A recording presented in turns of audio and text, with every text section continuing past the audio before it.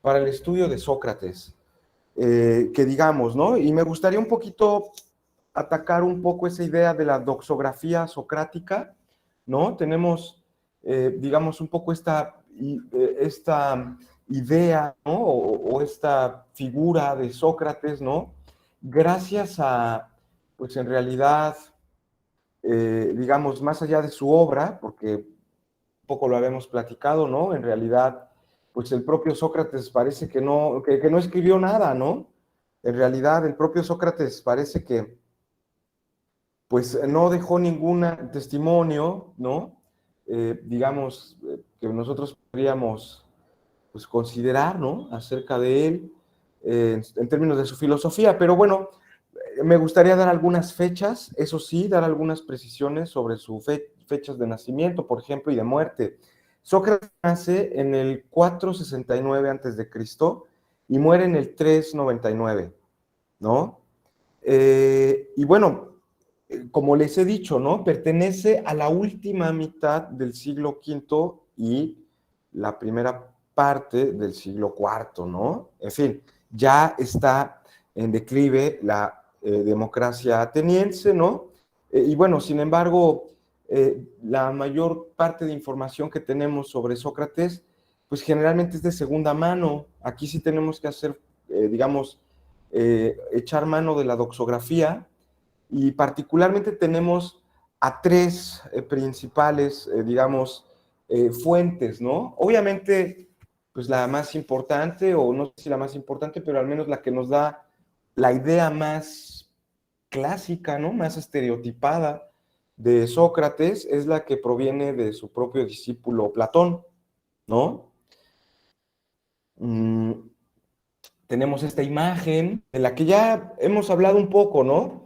De aquel hombre entregado a la reflexión, pero que al mismo tiempo reflejaba en su propia personalidad ciertos rasgos de bondad o de la idea del bien, ¿no?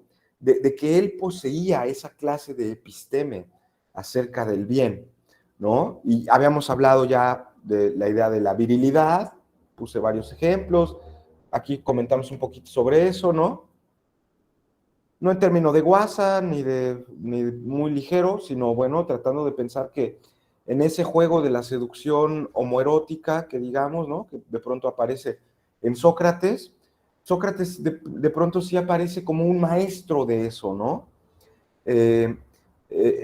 Como un poco, si habríamos que decir, ¿no? ¿Qué filosofía o en qué era bueno Sócrates, ¿no? ¿Cuál era parte de su pensamiento? Yo creo que Sócrates en ese sentido era bueno, él mismo lo reconoce, por ejemplo, en el Laques, es un texto de Juventud de Platón, eh, que él es bueno en las cuestiones acerca de los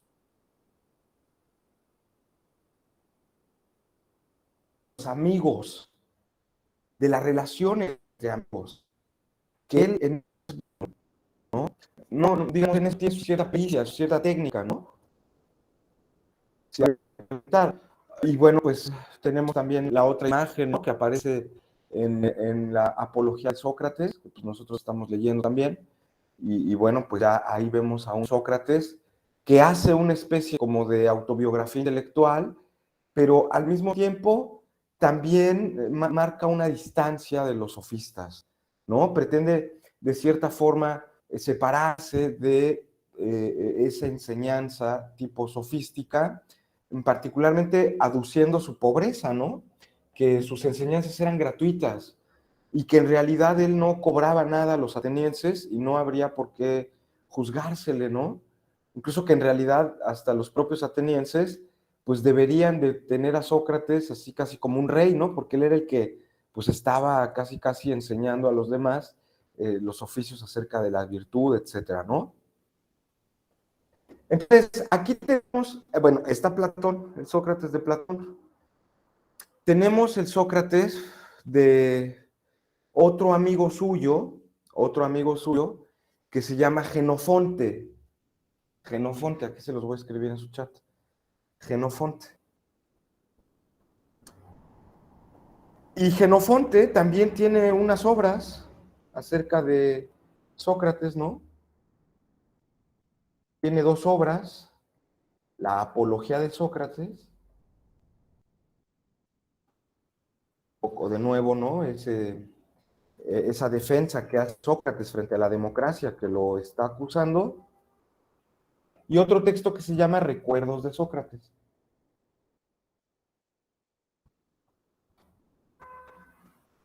Y aquí Sócrates, en esta, ¿cómo podríamos decir? Como en este perfil que de pronto nos pinta Jenofonte, pues claro, ¿no? Es un perfil de un amigo, es el perfil de alguien que, pues de pronto sí comparte con Sócrates ciertos valores, etcétera, y que incluso lo conoce previamente a, digámoslo así, el propio Platón, ¿no? Digamos, él conoce de cierta manera, ¿no? Una visión, pues no la del discípulo, sino un poco como la del compañero de vida, ¿no? Que ha sido Sócrates, y obviamente lo recuerda como un gran soldado, ¿no? Como un hombre al que las cuestiones acerca de, digámoslo así, las matemáticas, ¿no? Etcétera, pues no eran como tan relevantes, ¿no? Para él. Esas cuestiones acerca de las ciencias, ¿no? Un hombre más bien práctico, dedicado a las cuestiones prácticas, más que a la especulación. Pero tenemos un perfil, aún así, de todas maneras, digámoslo así, favorable, ¿no? Es decir, no nos pintan a un Sócrates como si lo hará Aristófanes, ¿no?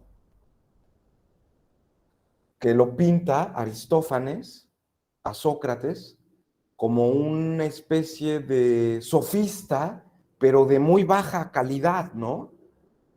En realidad lo pinta como una persona sumamente impertinente, ¿no? Incluso Aristófanes pinta a Sócrates en una comedia, porque Aristófanes es un comediógrafo, Aristófanes es un artista griego que se ha dedicado o se dedicó a escribir comedias, ¿no?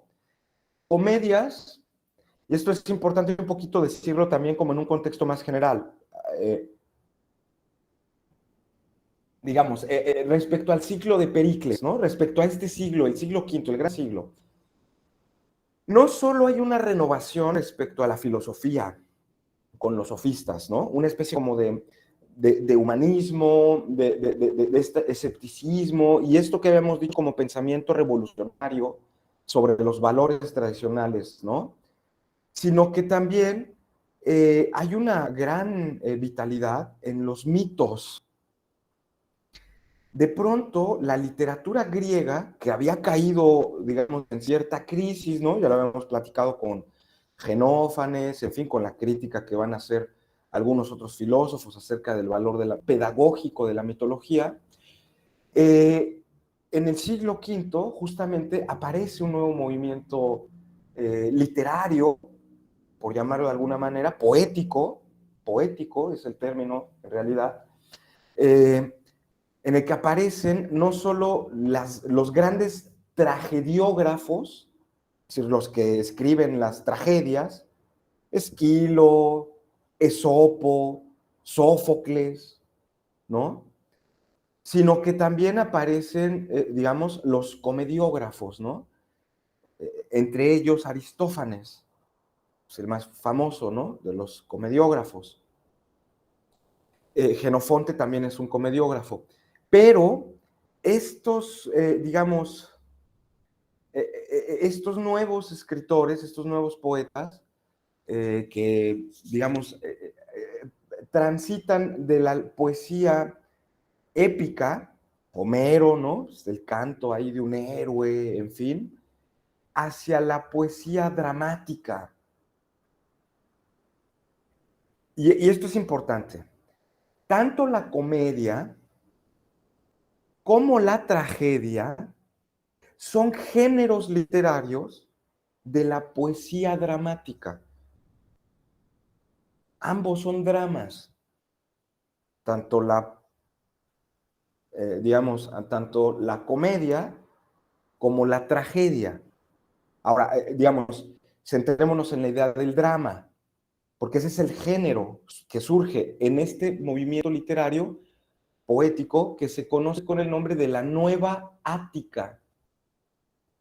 Ática, ¿no? Acuérdense, Ática porque pues es un poco la región en la que surge esta nueva hegemonía de Atenas, ¿no? Que es justamente el Ática, pues, esa región de la península de Grecia, ¿no? Estábamos en Jonia, ya hay una partecita ahí en Italia, ¿no?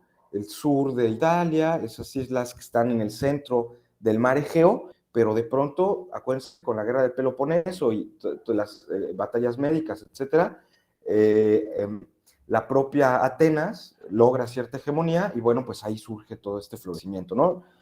Digo, ya lo he repetido, pero ahí aparece y justamente esta nueva Ática es una especie como de reapropiación y recreación, resignificación de los mitos antiguos, ¿no? Tenemos ahí en las tragedias a Edipo Rey, ¿no? Por ejemplo, la tragedia, ya hemos platicado un poquito sobre Edipo, y obviamente los mitos antiguos ahora se recodifican, ¿no? Tenemos, por ejemplo, la Orestiada de Esquilo, Orestes, ¿no? Ahí tenemos otra, igual, ¿no? Orestes, este héroe mitológico de Homero, pero que de pronto es reinterpretado en el género del drama. Y el drama, justo hacia eso voy, la definición de drama, por lo que la tragedia y la comedia ambas son dramas, es porque drama significa acción. Son poemas o poesías cuyo tema central son las acciones, ya no las grandes hazañas, los héroes, ¿no? Sino ahora las acciones cotidianas. Y obviamente algunas de esas acciones que nosotros vamos realizando en nuestras vidas, pues terminan bien, ¿no? En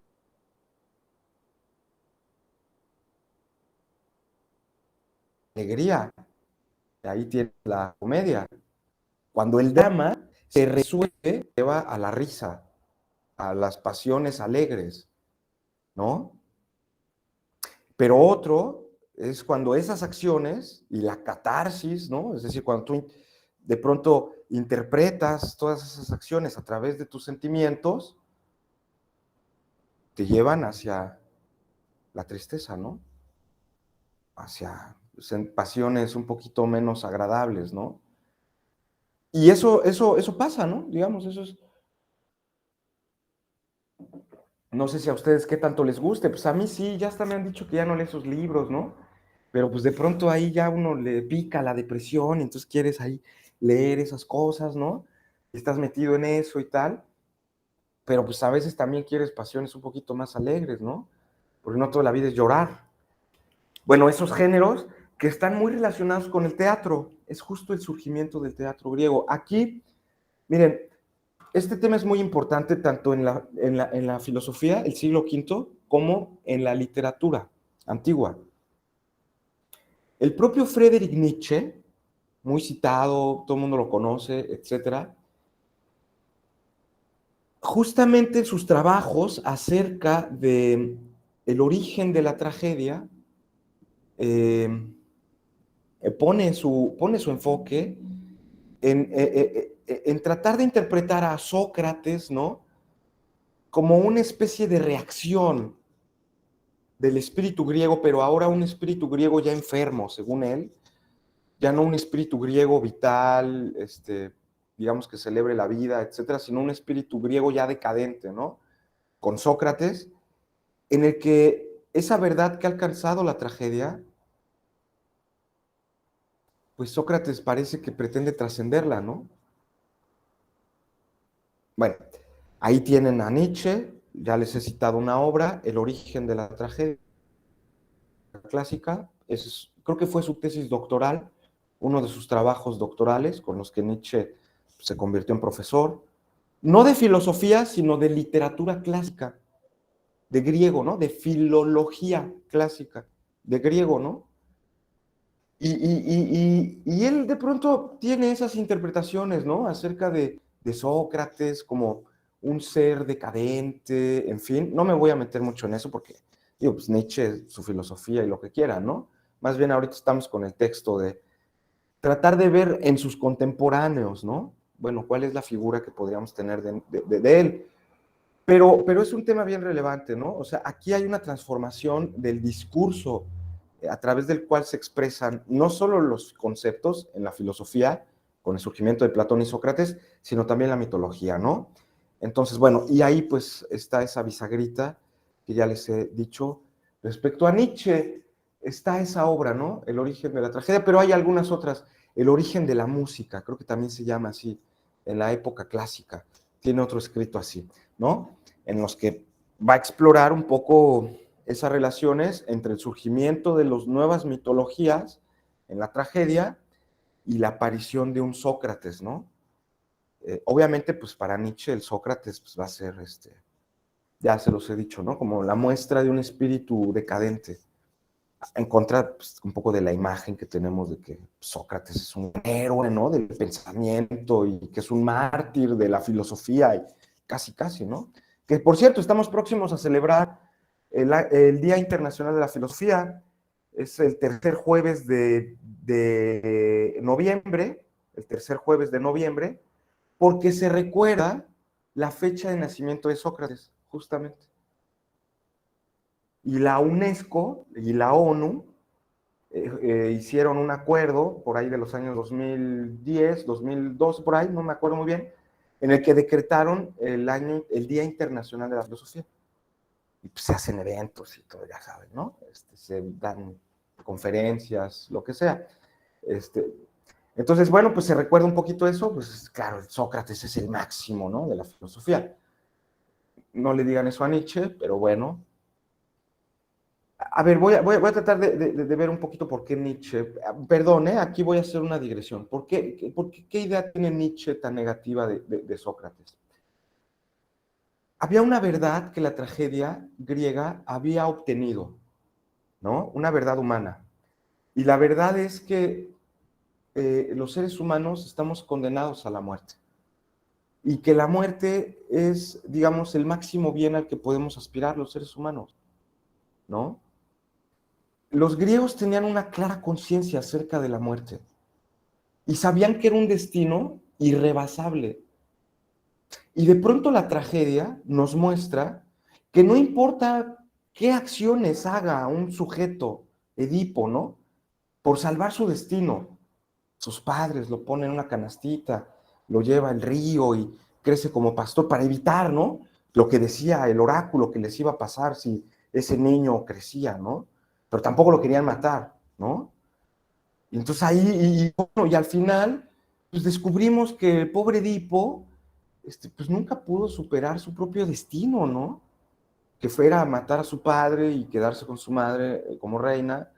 Y cuando toma conciencia de lo que ha hecho, los dos grandes aberraciones de la humanidad, ¿no?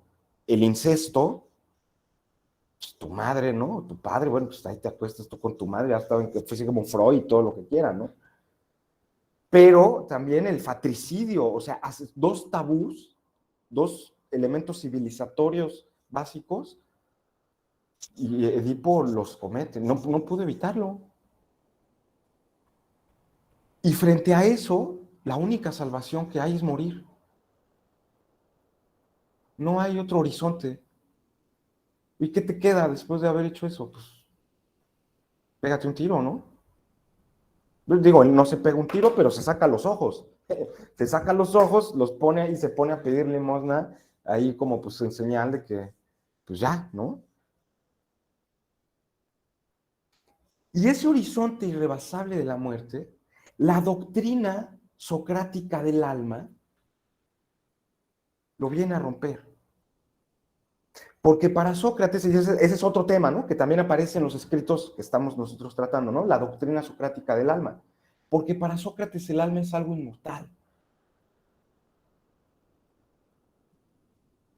Es inmortal. Entonces, la muerte no es el horizonte último de la experiencia humana. Porque pues, existe un alma y esa alma sobrevive a la muerte física del cuerpo.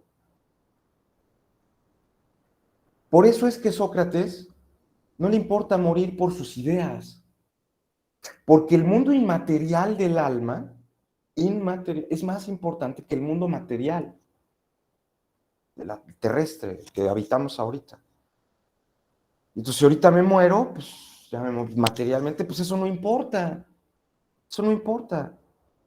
Porque lo que realmente importa para el filósofo, según Sócrates, según su doctrina del alma, es conocer aquello inmaterial que capta nuestra alma. Porque nuestra alma también es inmaterial.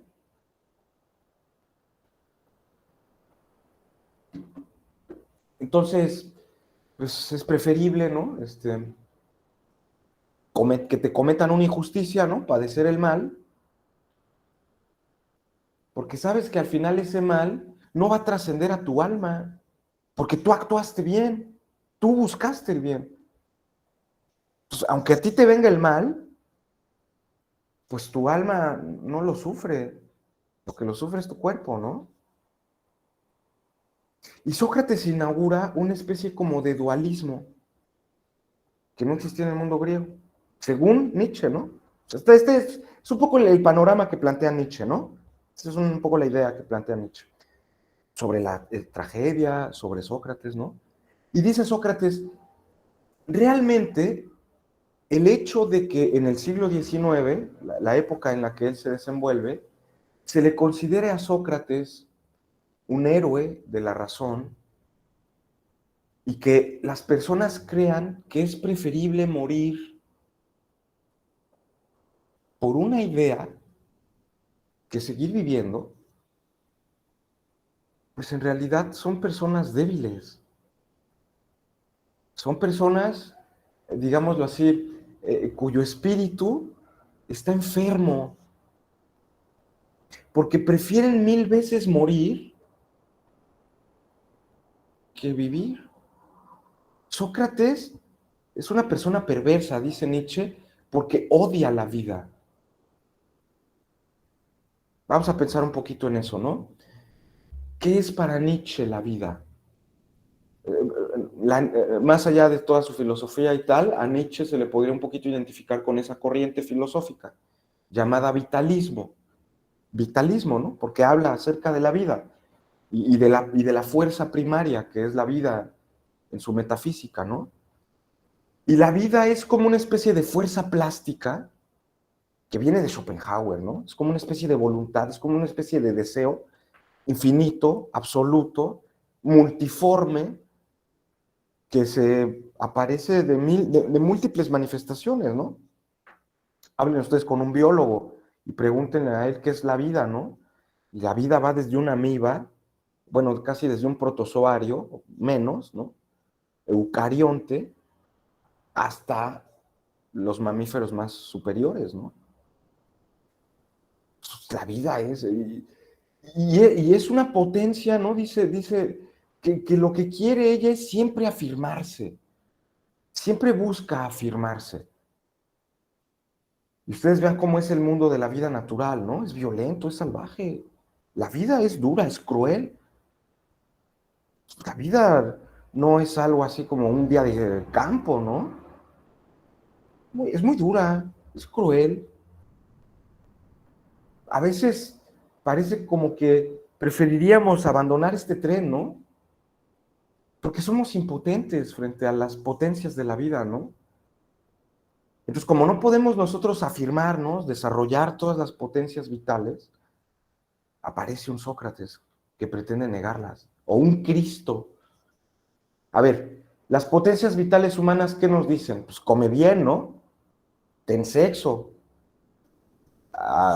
lucha. Esas son las potencias humanas, ¿no?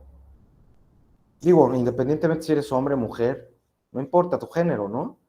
Come, lucha físicamente y ten sexo, o sea, placer sexual. ¿Qué nos dice Cristo? Ayuna, ¿no? Pues el ayuno, no. Todas esas cosas que tienen que ver con el cuerpo, con así satisfacer las necesidades, no. ¿Es materiales? No. Obviamente, pues, sexo, ¿no? Mejor sé virgen, ¿no? Sé casto.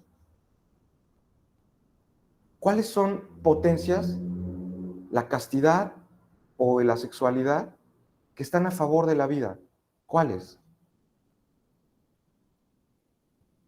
Yo conozco muchos sacerdotes, ¿no? Que hacen grandes esfuerzos por ser castos, ¿no? Yo veo cómo sufren.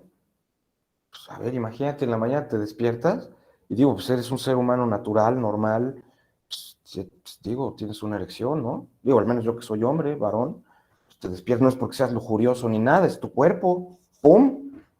Y así va a pasar desde que tienes 18 hasta que vas a tener, si bien te va 50, ¿no? O bueno, algunos menos, ¿no? Pero y así pasa, bueno, no sé cómo es con las chicas, pero algo debe pasar también, ¿no? Y no es porque, ay, soy loco, pues es que así pasa, ¿no? Es normal, todos los días sucede, no es como que ay, yo lo busque, ¿no? Pero, a ver, resistamos ese deseo, ¿no? Ese impulso, porque no, no, pues es que la castidad es mejor, porque imagínate andar de lujurioso todo el tiempo en la calle, no sé qué. Entonces, pues prefieres la castidad. Eso es bueno, ¿no? Y se pregunta Nietzsche, ¿cómo fue que lo que era bueno en realidad se convirtió en malo? Porque lo bueno, pues es para la vida, es tener sexo. Eso es, pues, es un impulso. La vida se afirma con el sexo, ¿no? Pues incluso hasta se procrean más personas. Digo, ya está muy primariamente, ¿no? La vida misma ahí te pide reprodúcete, ¿no? Y pues no por nada nos puso el máximo placer natural ahí mero, porque pues sabe que la vida tiene que continuar. Sí, pero ¿qué nos dicen los otros? No, no, mantente, ¿no? Oye, pero, entonces, ¿cómo fue? ¿Qué fue lo que sucedió ahí? Y ahí es cuando, donde aparece Sócrates. Hubo una primera transmutación de los valores. Lo que era bueno, estos socráticos, platónicos, lo convirtieron en malo. Todo lo que tiene que ver con el goce del cuerpo, que es bueno, nos vivifica, ¿no? Luego sales de jugar el deporte que quieras. Conocí una chava que le gusta el hockey, ¿no? Imagínate, y fue una olimpiada y tal. No, yo le decía, oye, ¿cómo no estás chimuela? Pues, después del hockey te agarras a golpes, ¿no? Pero ella me decía, sí, pero es que yo salgo y después del hockey yo tengo una paz mental y me siento yo, tráiganme lo que quieran, ¿no? O sea, yo conquisté el mundo, aunque haya perdido el juego, porque hacer deporte nos tonifica, ¿no? Nos da cierta vitalidad, vigor, ¿no? Claro que sí. Aunque sea esta salvajada de agarrarte a golpes en una pista de hielo, ¿no?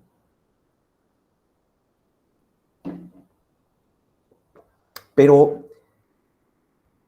pero el platónico, el socrático, el cristiano también de paso, pues están en contra de estos valores, ¿no? No me voy a meter más en esto, ya lo voy a cerrar aquí. Al final les voy a citar este libro ya, que igual sobre Nietzsche, si quieren explorar un poquito sus ideas, hay un libro de él que se llama Genealogía de la Moral. Es un libro pequeño. Ya es el Nietzsche, ya no es el Nietzsche del origen de la tragedia, es el Nietzsche joven. Ya este de la genealogía de la moral ya es el Nietzsche más maduro, ya es un pensamiento más establecido, ya más pensado, ¿no? Más reflexivo, incluso, ¿no? Entonces, digo, son dos momentos diferentes dentro del pensamiento de Nietzsche, pero que, digo, para una interpretación de Sócrates y tal, no está de más, ¿no? Digo, ya voy a cerrar esto, perdonen, no me quería detener mucho porque además les traigo un apunte. Entonces, bueno, no sé si quisieran comentar algo sobre la figura de Sócrates. Entonces, tenemos estas tres fuentes, vuelvo, ¿no? Platón, sus diálogos, Aristófanes, las nubes, esa comedia en la que ya les he hablado sobre la comedia, esa comedia en la que pintan a Sócrates como una clase de sofista, pero de muy baja calidad, ¿no? Y que en realidad era una persona muy bruta y que incluso no solo era muy bruto, sino ya les he dicho, ¿no? Era impertinente, pero su impertinencia, que digamos, estaba relacionado con un apodo que le dan a Sócrates, ¿no? Así, el propio Aristófanes, que es el del tábano de Atenas. El tábano de Atenas. Así le pone Aristófanes. Lo escribí mal, Atenas, escribí Atenas, perdón. Eh, Atenas, ¿no? Debe decir ahí, Atenas. El tábano, no sé si ustedes lo conocen, ¿saben qué clase de bichito es? ¿Qué clase de insecto es el tábano? No sé si alguno de ustedes lo conoce.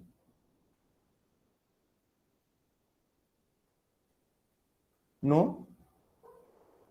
¿No? ¿No le suena el tábano? Bueno, pues si no les suena, tábano es una especie de moscardón, ya lo saben, una mosca, pero un poco más grande y con aguijón, ¿no? Es un moscardón, no sé si han visto los moscardones, son como una especie de abejorros, ¿no? Y su picadura duele muchísimo, ¿no? Aquí, digamos, vivimos en un clima, al menos en Tuxtla, tropical, más o menos. No, no más o menos, pues 30 grados yo creo que es más que tropical, ¿no? Este, y también hay de esos bichitos, ¿no? Nada más que, digamos que en el mundo antiguo había que tener cuidado con estos tábanos porque también eran animales parasitarios de los caballos.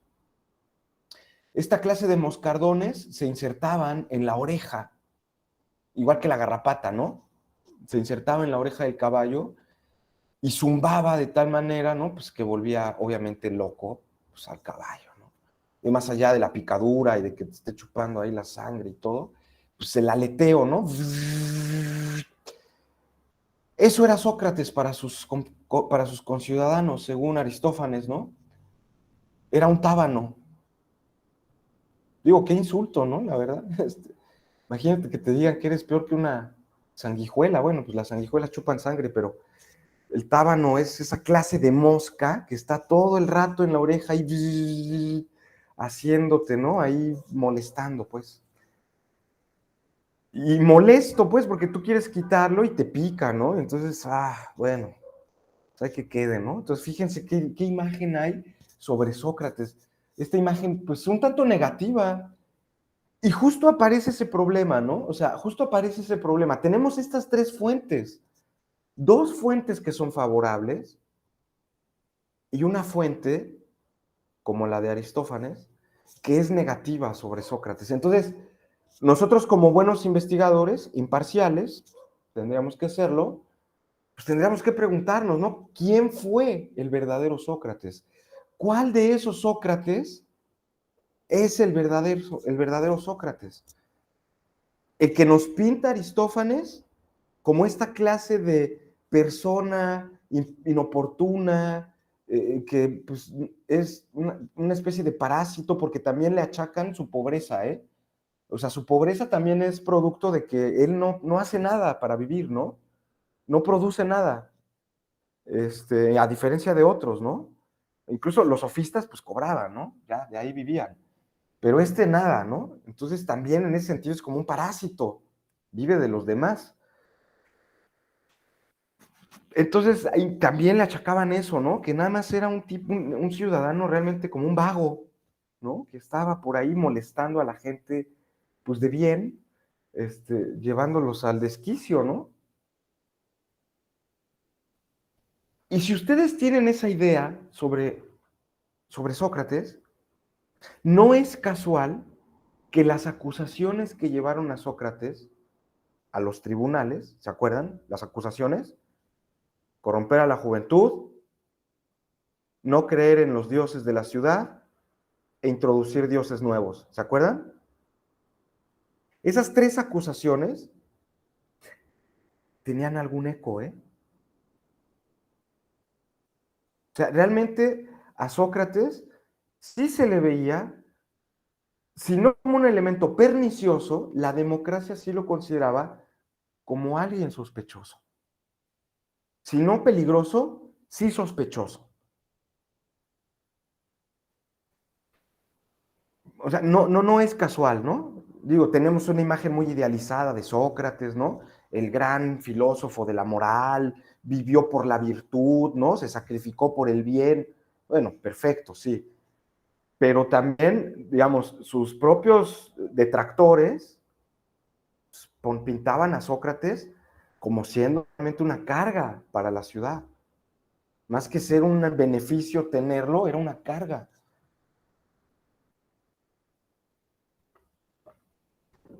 De otra forma, las acusaciones que se hubieran hecho contra Sócrates ni siquiera hubieran llegado a los tribunales. Si no hubiera habido como, quiero decir, una cierta base, ¿no? O sea, ya saben, ¿no? Pues,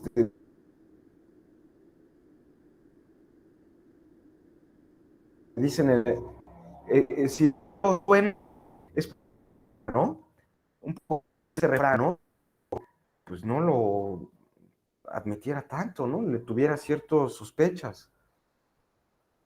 Entonces, bueno, ese es como un punto, ¿no? Que quisiera yo cerrar así muy general sobre, digamos, la figura de Sócrates, que es muy enigmático, es un ser muy enigmático, porque pues no tenemos fuentes, ¿no? No tenemos fuentes más que indirectas. Y bueno, pues perdonen, ya creo que estoy dando vuelta en espiral, pero eh, pues ¿con cuál nos quedamos? O sea, a ver, ¿cómo decimos cuál es la filosofía de Sócrates, no? Pues, ¿cuál era su filosofía? Pues quién sabe, ¿no? Al final, como que tampoco escribió su obra, ¿no? No sabemos si en realidad es la filosofía de Platón o la de su maestro, o qué fue lo que Sócrates le enseñó a Platón. En fin, esos son temas que dan para hacer tesis hasta de doctorado, ¿eh? De veras, ¿no? De mi historia de la filosofía antigua. La relación entre Sócrates y Platón, ¿no? En términos filosóficos, cuando estamos frente a tesis socráticas, propiamente de Sócrates, y cuando estamos frente a tesis platónicas, es decir, de Platón solo. Pero bueno, no sé, todavía tengo aquí una lecturita que quisiera hacerles. Este, no sé si ustedes quisieran decir algo. Bueno, nos pone aquí Flavio, mientras prendo mi cigarrito, leo lo que dice. En este tiempo, que era la democracia para Sócrates.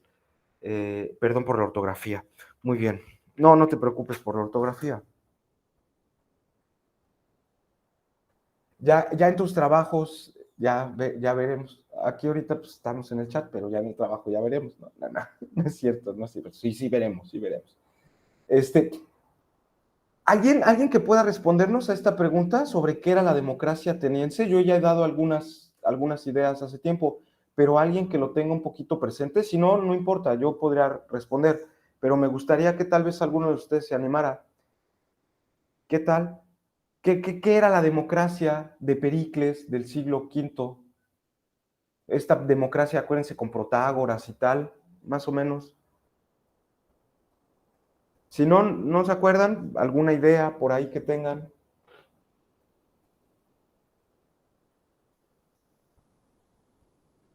Les hace falta estudiar, ¿eh? Ahí tienen mucho que estudiar. Tienen que estudiar estas cosas, son muy importantes porque forman parte de la historia del mundo antiguo. Muy importante. Tienen que estudiar un poquito más, ¿no? Nada más, es un poco.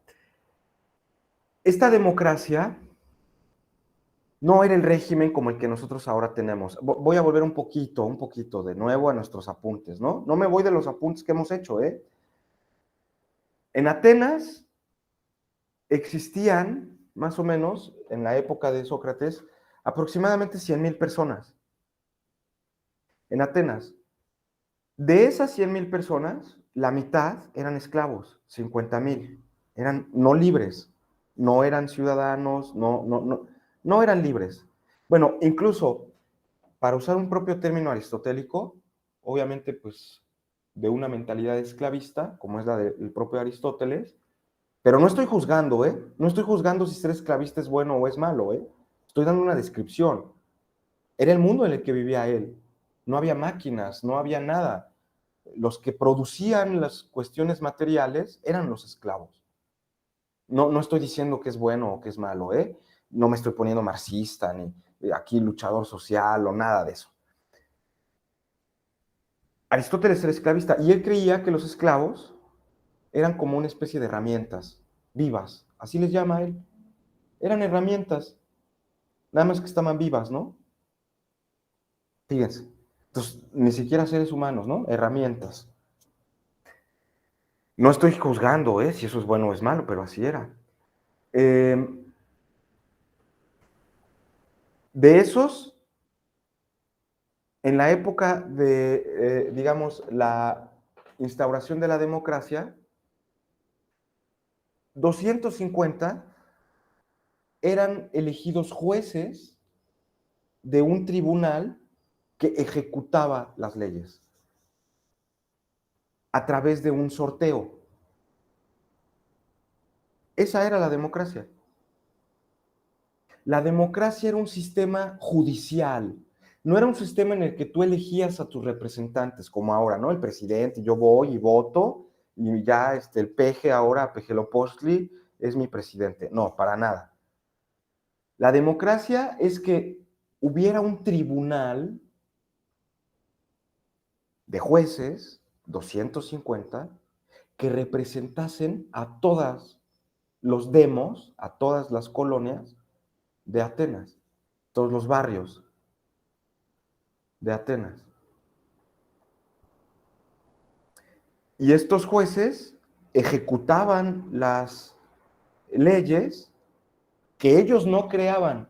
A veces sí creaban, pero ellos básicamente se encargaban de ejecutar las leyes.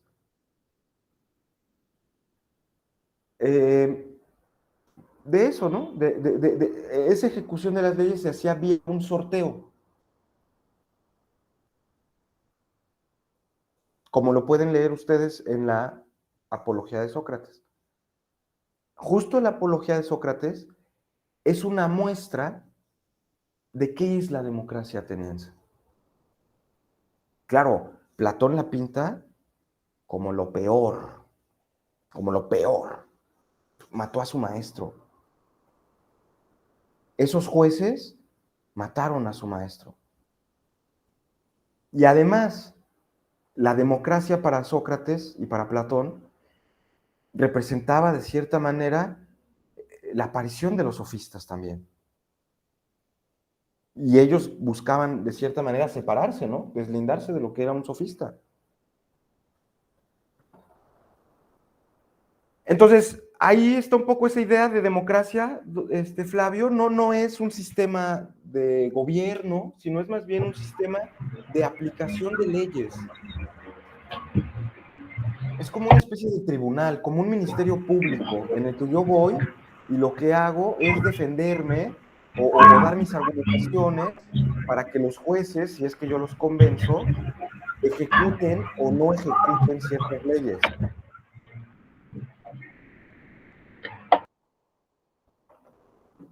Por eso los sofistas tuvieron tanta relevancia, porque en esa democracia era posible influir en los jueces a través de los discursos, ¿no? A través del diálogo, de las argumentaciones, de la retórica. Incluso vean ustedes, si tienen presente la apología de Sócrates, el mismo Sócrates dice en un momento, dice él, bueno, yo no estoy acostumbrado a esto, y había un momento en el que el acusado, el que tenía la defensa, el último momento, el último recurso desesperado era llevar a sus familiares, que llegaran los familiares del acusado y con súplicas, suplicando para que se aplicara o no se aplicara la ley. Y Sócrates dice, pues es que esto yo para mí no, nada de esto, ¿no? Yo no estoy acostumbrado, yo no voy a traer a mis hijos, a mi esposa, a que vengan aquí a llorar frente a ustedes para que a mí no me apliquen las leyes. Eso es indigno. Pero era el último recurso ya de la democracia, ¿no? Ya, o sea, bueno, todavía puedes pedir clemencia. No los convenciste a través de argumentos, no los convenciste a través de tu rollo, de tu choro aquí sofístico, pues ya ahora trae aquí y pide clemencia con toda tu prole para que no te hagan lo que te tengan que hacer, ¿no? Y Sócrates dice, pues es que esto yo nada, yo ni sé, ¿no? Yo nunca me he presentado frente a un tribunal, yo no estoy acostumbrado a estos lugares. Un poco mostrándose que él, para él la democracia era algo ajeno. No sé si he respondido, no sé si he respondido un poco a esa pregunta, esa inquietud. Sí, gracias, maestro. Sí, ya me acordé de sus clases anteriores. Gracias, muy amable. Sí, estaba Revisen, confundido. solo revisen sus apuntes, ¿no? Sí, sí, Ahí sí. seguro lo tienen Sí, todo. ya. Muy bien, Gracias, muy muy amable. bien. No, de nada, de nada. Bueno, avanzo, ¿no? Avanzo porque tengo un paper. Tengo un paper y no quiero que me pase lo que me pasó en la conferencia pasada. Así que espero que lo lean. Bueno, espero leerlo para ustedes. Se los paso, nada más que le arregle unas cositas, no como el otro que lo mandé así nada más, y se los mando, ¿no? Entonces, bueno, hacia una biografía de Sócrates he titulado yo mi texto. Un primer problema con el que nos enfrentamos al tratar de delinear la figura, el carácter, el talento y la personalidad de Sócrates son las pocas fuentes de información. Solo tres autores tan disímiles y con pensamientos contradictorios se consideran un medio fidedigno para hacer su biografía. El primero de ellos es el comediógrafo Aristófanes, que en su comedia Las nubes se lanza contra la aparición de los sofistas, dentro de los cuales considera a Sócrates. La segunda fuente, un poco menos enjundiosa, es el viejo amigo militar de Sócrates, Genofonte, que en sus recuerdos de Sócrates y en su apología de Sócrates, nos pintan a un hombre preocupado por la virtud, arete, excelencia, pero poco dedicado a las cuestiones teóricas, mientras que la última fuente es el venerable Platón. Sin duda, el discípulo que lo hizo muy famoso. Así las cosas, parecería que seguimos una pista falsa. ¿Qué imagen de Sócrates hemos de preferir? ¿La del amigo, la del enemigo? ¿O bien la del discípulo y amante, en el sentido filosófico del término, que supo inmortalizar en el museo a Sócrates de la historia de la filosofía? Alfred Taylor, texto que estamos leyendo, considera que la posibilidad de ver en Sócrates platónico el fiel retrato de un hombre que cambió el rumbo del pensamiento occidental. Por otra parte, los eruditos del siglo XIX van a ver con descrédito la información que Platón nos brinda acerca de Sócrates. Como sea, hacer una biografía acerca de este autor, estudiar su pensamiento y la revolución filosófica que ha significado para Occidente, rebasa por completo las pretensiones de este escrito. Renunciamos, pues, a hacer una biografía extensa y detallada de Sócrates. Simplemente vamos a tomar la figura platónica que se nos brinda como un pretexto para la propia reflexión. Dejaré de lado las otras, me centraré solo en la de Platón. Conocida es la magistral ironía con la que Sócrates irrita a sus interlocutores en los diálogos imaginados por Platón. Este gesto de modesta arrogancia nos muestra un carácter capaz de reconocer los límites del adversario y la tolerancia al ridículo de cuantos le rodeaban. Sin embargo, las simples muestras de ingenio no son suficientes para hacer de un hombre un filósofo. Aristóteles, por ejemplo, considera que las verdaderas aportaciones de Sócrates en la filosofía se dan en el ámbito de la lógica y en las de las definiciones, además de proponer un modelo de razonamiento llamado elenco socrático. Por su parte, Platón y buena parte de los amantes de las historias acerca de los justos lo consideran como uno de los primeros mártires del pensamiento. Es, con todo, difícil hacerse una idea clara del tipo de filosofía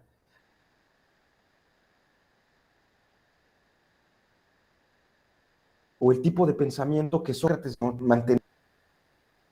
Sin embargo, la vida de un soldado que pelea por Atenas en la terrible guerra del Peloponeso, o la del amigo de los traidores de Atenas, los 30 tiranos, como Alcibiades, o la de un ciudadano en una democracia en decadencia, parecería poco atractiva para aquel que busca en las biografías datos reveladores, grandes aventuras o más vulgarmente la intimidad de una persona.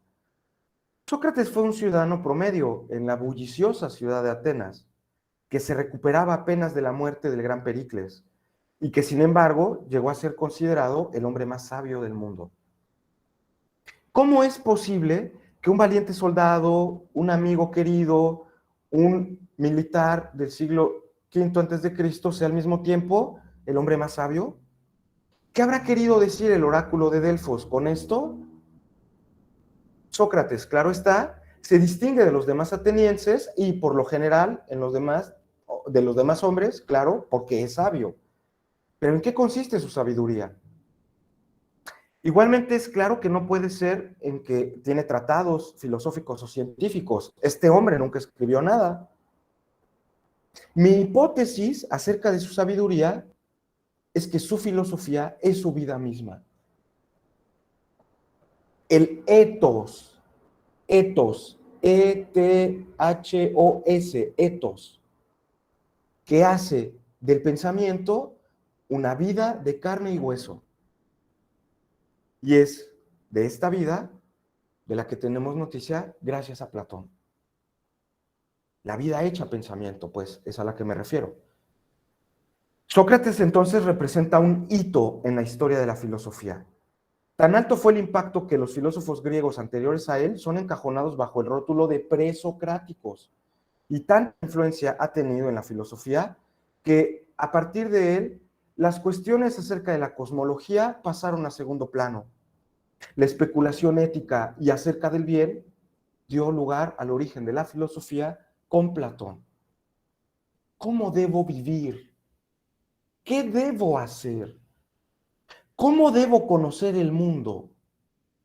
¿Cuál es la naturaleza exacta de mi propia vida? Preguntas con las que la filosofía ha cimentado su historia. Más allá de un cambio de discurso, se da un cambio en la manera en la que se entiende la orientación de la filosofía misma. Se pasa de un conocimiento sobre la naturaleza y el orden cósmico a un conocimiento sobre las cuestiones humanas que más nos interesan: lo bueno, lo bello y lo verdadero. Tal vez este nuevo interés encontró en los seguidores de la enseñanza pública de su amado maestro una tierra fértil donde echar raíz, y por eso a Platón se le considera el padre de la filosofía occidental. El giro humanístico, como algunos autores han llamado, no es un hecho enteramente imputable a Sócrates. Con él también están los sofistas, que van de ciudad en ciudad enseñando la virtud pública y privada. Maestros itinerantes que enseñan a los varones libres y que pueden pagar lo justo diversos artes que los harán destacar en la política, en la economía y en la guerra. Entre estos maestros destacan Gorgias, Protágoras, Trasímaco, caricaturizados por Sócrates bajo la pluma de Platón. El mismo Sócrates, bajo la pluma de Aristófanes, fue identificado con estos nuevos maestros de la juventud. De tal manera que una buena parte de los atenienses ven a Sócrates como un peligro para la ciudad. Pues estos sofistas no tenían ningún afán de un conocimiento puro o desinteresado de las acciones políticas. Para la mayoría de los sofistas, la sabiduría consistía en actuar de acuerdo al momento y la circunstancia, cosa que dio lugar al relativismo moral, tan ferozmente combatido por Sócrates y Platón. Como parte de un movimiento humanista, por otro lado, Sócrates nos da una nueva manera de considerar a los seres humanos, a su razón y su forma de vivir. Pero también es el impulsor de una nueva reflexión en filosofía. Es el padre de la reflexión moral. A él le debemos una de las teorías morales más sólidas y persistentes en la filosofía, que a mi juicio solo verá su fin en los inicios de la modernidad. Aquí me refiero a una filosofía llamada intelectualismo ético o socratismo moral. La tesis es muy simple. El bien es una clase de conocimiento. El que actúa mal porque no conoce lo que es bueno. Por lo tanto, el mal es una suerte de ignorancia. El bien es una clase de ciencia, una clase de conocimiento. El que actúa mal lo hace porque no conoce lo que es bueno. Por lo tanto, el mal es una especie de ignorancia. Es una clase de no conocimiento del bien. Yo fumo, ¿no? Pongo mi ejemplo de siempre. Yo fumo y entonces si uno es socrático moral, ¿por qué fumas? Pues porque es muy bueno, ¿no? No. Si tú supieras realmente lo que es bueno, no fumarías, ¿eh? Pero como no sabes, sigues fumando, porque pues, tú crees que es bueno, pero no sabes en realidad lo que es bueno. Si yo supiera, ¿no? Lo que es bueno, yo actuaría en consecuencia con lo que es bueno. Ese es el punto central de la filosofía socrática, junto con la idea del alma, ¿no? Pero este es bastante fuerte, ¿no? Además de la teoría de la inmortalidad del alma.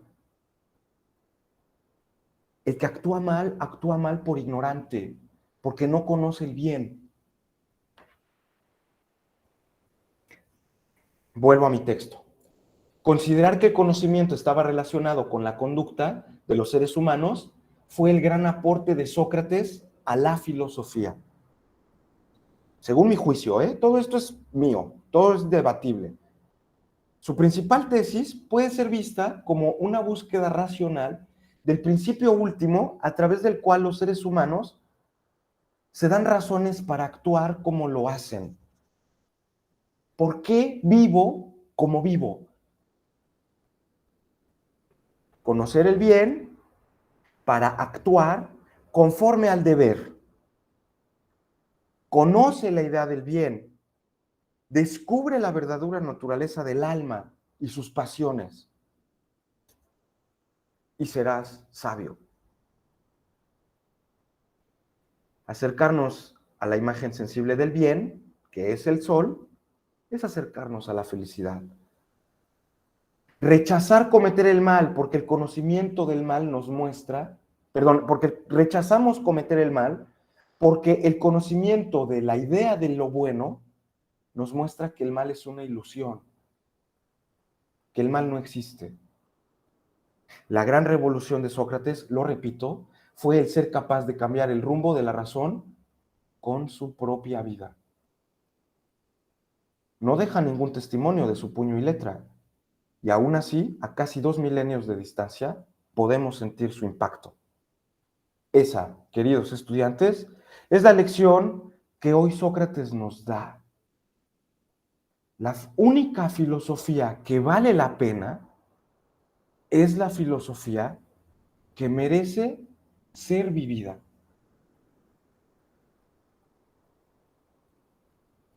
Muchas gracias. Ese es mi textito para ustedes hoy. Gracias, maestro. Pues... Excelente, maestro, excelente, muy bien. Gracias por... Muchas gracias, muchas gracias. Yo creo que con esto hemos terminado la figura de Sócrates. Hemos redondeado ciertas ideas acerca de su pensamiento y tal vez lo que nos venga para la siguiente vez sea introducirnos ya al pensamiento de Platón, propiamente dicho, ¿no? Y seguir reflexionando. Yo los invito a que lean la Apología de Sócrates, ¿no? Que por ahí queda pendiente y tratemos de hacernos una imagen un poquito más completa de este filósofo Sócrates, ¿no? Maestro, Entonces, adelante, adelante, Flavio. las tres fuentes para estudiar a Sócrates, Platón, Aristófanes, ¿y quién es el otro, perdón? Genofonte, Genofonte. Genofonte, gracias, muy amable. Ahí les paso mi textito, no se preocupen, ahí les voy a pasar mi textito, nada más que corrija algunas cosas, ¿no?